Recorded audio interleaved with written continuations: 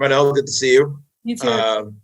As you're diving in here, and I asked Taylor this from an upper class standpoint. Now that Emma's gone, you've graduated senior class. You still have some seniors on the roster, but having stepped back into the fold with your class and the returning starters, just what have you learned from them, and this year in particular? How important is it to fill the leadership roles with your class for the younger players, especially the weirdness that I'm sure the freshmen are experiencing with everything? Yeah. I think that with us returning, so we have 5 in our class, juniors, but we didn't return a lot of our players and our starting 5 and some of the players that will usually come off the bench. So I think as the new freshmen come up and as the returning players come that haven't really been utilized in those roles, I think the players that have been playing and our upperclassmen, it's very important for them to kind of lead people who haven't been put in that role and who will be put in that role this year into getting ready to play in the ACC and getting ready to know what to expect. And I think we've been doing that really well, and I'm really proud of the work and how far we've come along with our freshmen and with our sophomores as well. We're going to go next to Bill Spalding. Hey, Marnelle. I know last year when I talked to Coach Mack about you, she said she thought the reason that you were playing so free on offense is because your job was to play defense and you didn't have to think about your offense. It just kind of came naturally. And I know you kind of embraced that role of being the defensive stopper at guard. Can you just kind of put me in your mindset of knowing that hey, that is what I got to do. My job's to stop the best guard on the other team, and how you've kind of embraced that role? I think for me, for as long as I've been playing basketball, that part of basketball was effortless all the time. Playing basketball and playing defense has always just been second nature, just something more about wit. I mean, it has to do with skill as well, but it's more about heart, and it really shows who has it, who has the heart, who has the drive, who has the desire. So I think when things aren't going well, I can always rely on that to be something that I can always be in control of. And so whether offense is going well or offense is going bad, I can always, in my mind, it's always easy for me to play that role because I've always done it, and 2, it's just something that comes natural to me. So I think that has been really good in terms of leaning back on whether things are going good or bad, and to always center myself. If I think that I'm if I'm really, really hot and I need to all right, let me not think about it because I don't want to think about scoring right now. I just want to focus on defense. I can always rely on that. We'll go next to Dan.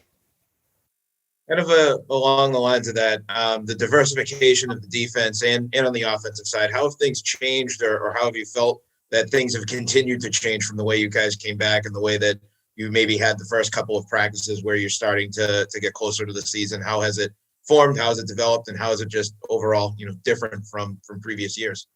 I think despite the fact that we lost a lot of our seniors and that we have some new freshmen, I think we're a very mature team in the sense that it's our 3rd year with this offense. So we've learned, especially the people that have been here, have learned to play in this system. It's less become more robotic and it's more about just playing basketball. And I think with that we've been able to be more comfortable and more outgoing and really find our own freedom and our own way of playing basketball. So I think that's something that we've definitely found since we've been back, and since we've been home as well. People have been playing basketball, if you could play basketball at home freely and just with their trainers or at home or by themselves. So people even got to develop their own individual skills. So I think that we're seeing a lot of that come out in practices right now, and that kind of freedom has been showing. And I think that's going to be really good for us as well, not just playing a system, but playing as individual players in a system. I think that's going to be really fun to watch. We'll go next to Bill. Last year you guys obviously had the underdog mentality, and that was something that I know as a team you guys really embraced. How do you keep that same type of chip on your shoulder while knowing that you're not necessarily the underdogs anymore and that you're not going to sneak up on anybody? I might disagree with you on that because I don't know if you guys saw the rankings that came out. Not saying I'm a little bitter, but I think we played so much better last year than they may have given us credit for, which is fine. And I think we're always going to have that chip underneath anyway, because we're not one of those big names yet, at least Duke or Notre Dame. So people may always underestimate us. And even the players in the watch list and stuff like that, we try not to read too much into it and just work and find our own path and build our own storyline every single year. So I think we don't dwell too much on being the underdog or being like expected to do well. We just come to play. And I think we want to build our own story no matter what anybody else says about us. And we'll wrap things up with Dan. Yeah, kind of thinking, as you talk about other teams or as you think about other teams, the players on other teams, have you, and maybe people that that maybe have reached out from other basketball teams too.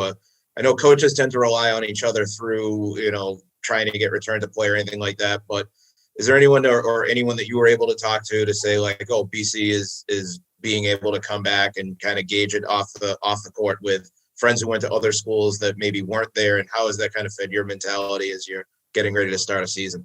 Luckily over this summer, I was able to work out with some other players in the ACC, like some players like Olivia Samuel from Wake Forest, stuff like that. So I kind of got their input in like how it was to play against us. So I thought that was kind of interesting as well. But I think for some of them, and even like players that are just like watching the AC tournament, I think they were even shocked that we did so well and got so far.